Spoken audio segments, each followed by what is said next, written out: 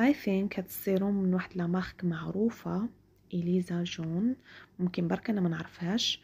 هاد نياسيناميد مهمته يعالج مشاكل البشره، خصوصا المسام الواسعه، ويوحد لونها ويرمم حاجز البشره.